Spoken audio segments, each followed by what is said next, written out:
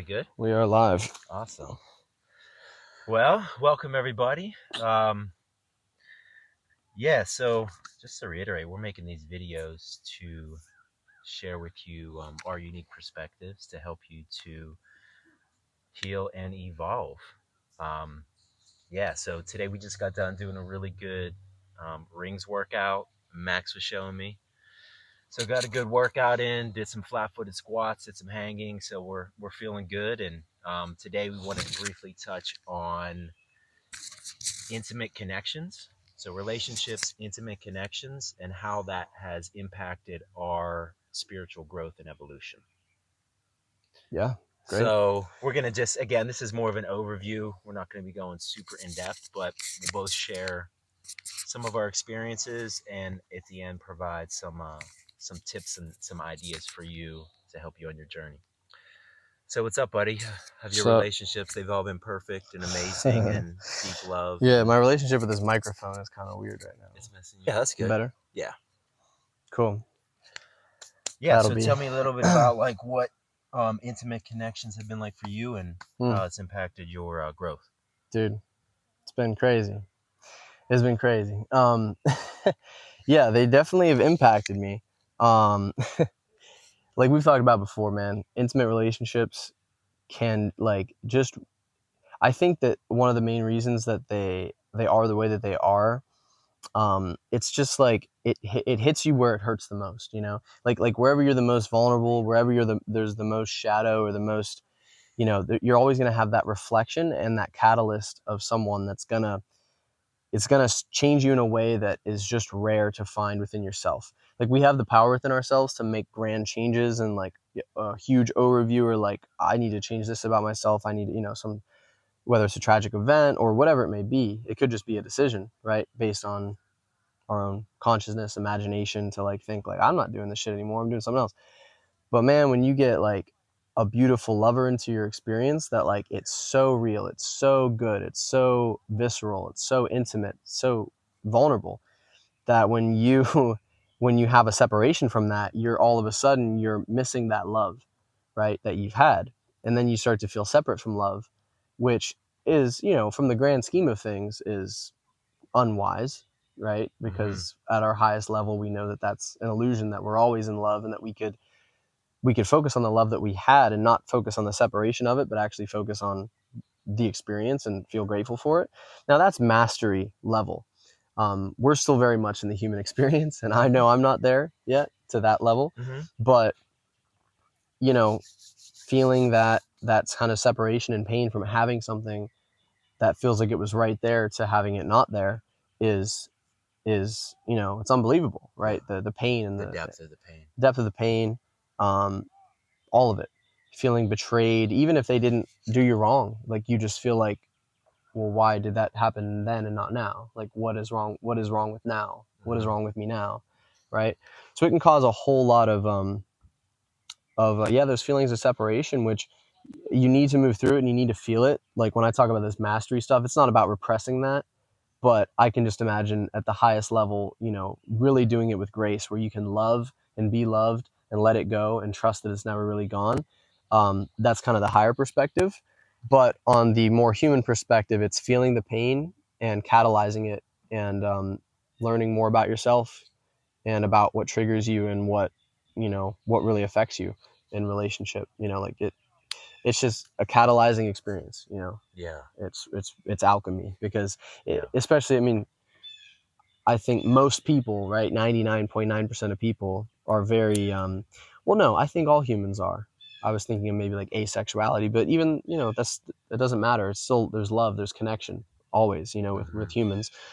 So we all want that, and we all have that experience of what, even if it doesn't have to be lovers, it can be friendships, it can be careers, it can be anything, but we have attachments to things, and when they go, we can hopefully learn how to love them wiser, where we're not so attached in the sense of it makes me whole, but like I'm whole within me, and I can appreciate, like I'm practicing now, like I want to be whole within myself, and like I want to be able to appreciate my cat. I want to be able to, like, I love my cat, like I love my space, I love my friends, like I love certain relationships that I have, and it's like being able to appreciate it without thinking, oh, but like this will be gone someday.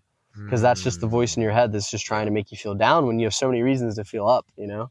So it's, yeah, riff off of that because, you know. Well, let's see. So, what? Just because I know you, right, and I know you, one of the connections that you came out of, and definitely have grew from. What would you say?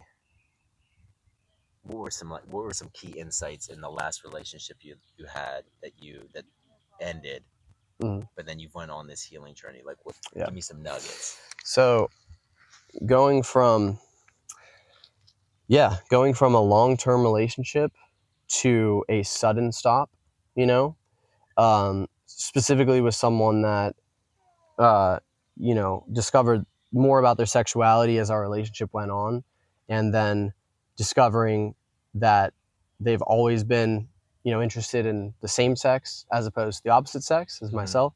So the amount of just the amount of like feelings of unworthiness and like betrayal came up into your consciousness. Oh yeah, of like just total wrongdoing and total shock of like how could this but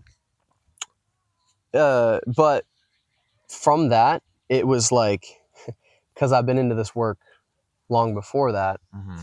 That was the dark night of the soul, but because I've been in this work, even going through it, and this isn't to like sound cool or anything, but I really knew in that pain, I was like, oh, I'm going to come out of this like a billion times better. Because I know how alchemy works and I know my spirit, and we're all going to get there. But like, I knew that I was like, oh, I'm on this, like I'm fast tracking this. Like I'm not hiding from any of this pain. I'm not downplaying any of this. So, facing the pain and being with it, would you say that was a big part of it? Facing the pain, not running from it, but really. Yeah, and I'm sure I definitely ran at times. Like, don't get me wrong. Like, it wasn't like perfect, but I learned because I was doing a lot of the meditations, the breath work, the work that I knew would heal me, and I would do so much, and then I would sometimes feel like, did I really make progress? And then I would kind of feel, and then something would come up where I would be triggered or thoughts about certain things that would create that pain, and when I would lean into it, and I would actually let myself feel that anger and that pain and that suffering, it's like all of that work I did was condensed into like 5 minutes of like crying, and then it's like all this energy released. So I learned the value of both. Like, you need to do the physical work and the breath work and the spiritual work, the meditation, and like finding the present moment and getting beyond the trauma and allowing yourself to feel safe again and feel love and feel those good emotions, but but releasing the old ones, you know. So I think I could have felt more in the beginning and kind of like just weeped and like really felt into it deeper, which I know now, which I did actually in a following, you know, smaller case, but like relationship. But yeah, just alchemy, you know, that's really, when you have this mindset of alchemy, you realize that your greatest pain will be your greatest teacher. Like, if you let it be, you know, you don't fight it and you just embrace it. So true. The pain teacher. Yeah. That's awesome, man. How about you, man? Well, thanks for sharing all that, brother. I'd say so. Yeah, intimate connections are so beautiful for our soul's growth because they mirror back to us, as you were saying, all the things going on within us that we may be unaware of. So we live in a holographic universe, and everything is like reflections and mirror based, right? So yeah, I would say it's like for myself, and any recommendations that I would give to somebody else, if you want to really fast track your healing and awakening and ascension into heart-centered consciousness, you know, get into intimate connections because it's really powerful. But I would say like most beings in the ego state, prior to making a shift into a new state of consciousness, there was a lot of pain and pleasure. There was definitely, I think when I was younger, if I look back now, there was definitely some codependency and some a secure attachment to the other person. Yeah. Right? It was like wanting to know that like they were there and then I could rely on them, and for sure. I had a connection, a 3-year connection, and abruptly, like you, which was kind of out of the blue, and that caused an unbelievable amount of heartache and pain, literally like pain in the heart, right? Yeah. And same thing, right? So it brought up all kinds of emotions of pain, but so many things like unraveled with that. It definitely helps unravel the ego, because stuff that would come up would be like, who do you think you are? Mm, Like leaving me? Or right? mm, Are you crazy? Like part mm, of the ego mind, right? But then also the flip side of that would be questioning myself, that like, oh, I'm not good enough. I'm not this. I'm not that. I'm unworthy. mhm, So that connection really helped to accelerate my journey for sure. And it literally opened up the heart, literally where there was so much pain in my heart center. So, and then from there, um, a recent connection I'll share um, brought up. I was in a recent connection with a girl exploring sacred sexuality, and in that connection, it brought up some old wounds to the surface. So, um, that now, with the state of consciousness that I'm in, I was able to like be with them and alchemize them and sit with mhm. them and heal them. So, um, relationships, intimate relationships specifically, are just super powerful, right? Yeah. But I would say, like, what I've learned is that we are here to first have a relationship with ourselves and love ourselves unconditionally, Mhm, deep unconditional love for ourselves and our embodiment. And attachment has come up a few times. So, mhm, anything that you are attached to, this is an old kind of Eastern idea, and there's deep truth in this. Like, if it leaves you, right, it causes a lot of pain. So, we want to get to the point where you're beyond attachment, but that doesn't mean you're not feeling or committing. In fact, you're actually like more mhm. deeper with that being when you're not afraid of losing them. It's like you're more clear. You see it for what it is, Mm-hmm. right? As opposed to some sort of, yeah, some sort of, I don't know what the word is, but yeah, some sort of like fucking some kind of like pathology, right? Of Mm-hmm. like, I need you to be here. Like I need you to make me feel whole. Like For I sure. need you to, and it's just kind of like I love you for you.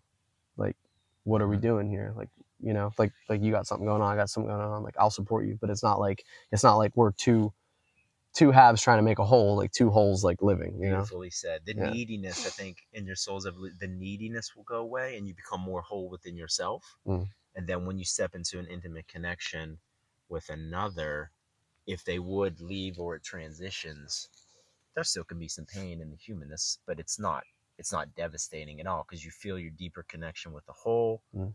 right? You feel in many ways And also you too, trust. there's a sense of like you're always connected to them at some layer or level too, Yeah, right? you can You're trust that.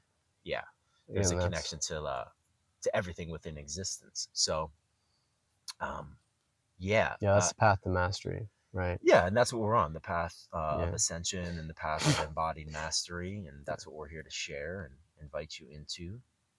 What would you like, just like maybe some practical tips like on Practical that you could tips: share? sit in a pile of ants. That'll fit your relationship with pain. Uh, Practical tips: just don't be afraid to. I mean, hell, I would just say don't be afraid to. It's easy to say this, right? Someone has stuff wrapped up, but like, just don't be afraid to dive in, and if something feels good, it feels right, For sure. go for it, and just kind of release the judgment of what comes out of it, right? Because if you're like, that only lasted this long, so like it clearly wasn't the right idea, or like she wasn't my part, like, oh, The stories. yeah, we were only together for 15 years, like, not fit. It's just like, Yeah. just trust that things move and change and grow, and if it feels right, feel it, because what else are you going to do in life? Like feel things as deep, feel it, I love feel that. all, like the Jump adventure of into life. it then. Jump Don't be into it. afraid of connections. Don't be afraid of connections, and trust that they're there for a reason, and Yeah. that it feels right for a reason, whether Yeah. it's for a day or a decade, a lifetime or an afternoon. Like, just let it be. And that's again, that kind of comes back to like non-attachment, to like Yeah. really accept that. It's way easier said than done, believe me. For I'm sure. not saying it from a place of I got it, but just, Yeah. I've been calling it grace, like trying to be more graceful in Mm. in connections, and letting things in and letting things go just as Yeah. easily. Yeah. And I think now you share with me like you're really as far as connections goes, you're putting yourself out there a little bit more, and that's Yeah. awesome, man. Yeah. Yeah, being more When you're playful yeah, and being more playful with asking it. people out and like I love that. stepping into that kind of like I know my worth And if and there's like I'm ready to just kind of and play with that's amazing too, because if there is any it. like fear around unworthiness or rejection, like you're facing it immediately right there. Exactly. Well, and it could be something wrong. Like it's not always good. Like so, like if I was just like always asking people out, like that could be a mask for well, I want to feel worthy now, so like let me get someone to like accept Mm-hmm. me or someone to go out with me, right? So I've also felt that before. So I'm really being careful with that, where I'm like doing all my practices and feeling whole within myself, feeling the love within myself before I go out and try and connect with someone like that. So I Yeah. feel like I've done the work and am still doing it to the point where I feel whole enough that like I just want to share it. So I'm just like I just want to Totally. share and feel and have fun. But even if it comes Awesome. from a place of like attachment or emptiness, like we said, man, you learn so much out of it. You learn. There's never no gain. You just got to dive in and just feel. That's it. Dive in and feel it, and that's beautiful, man. Yeah. Yeah, Nice. cool. What you, man? Any tips? I would say, yeah, tips. I would say one would be, which I already said, is our first primary relationship is with ourselves and learning to love ourselves unconditionally. Yeah. In intimate connections, if you get upset or triggered, just know that that is bringing up something into your awareness to be healed. So just use it wisely. Mm. If you get upset and then project that onto the person, you're not going to resolve it. And if you suppress it, you're not going to resolve it. So, in intimate connections, if there's a trigger or an upset, just know it's a set up helping you to evolve. That's your catalyst. Yeah. You don't have to go to an ashram, you don't have to travel to India. Just You don't have to drink see what ayahuasca. happens. You don't have to, right? You can, but Yeah. just see what's happening in your intimate connections around you. And if you're not in an intimate connection right now, that's beautiful. All that means is you're not supposed to be. Build that intimate connection with yourself. Like Build it with yourself. You're exactly where you need to be. So I would just say that too. Like if you're not in a connection, that's beautiful. Um, that's the cycle that you're in right now in your life. You're exactly where you need to be. So yeah, love yourself unconditionally. Use the relationship wisely as a mirror for your healing. Learn to love that being unconditionally as well.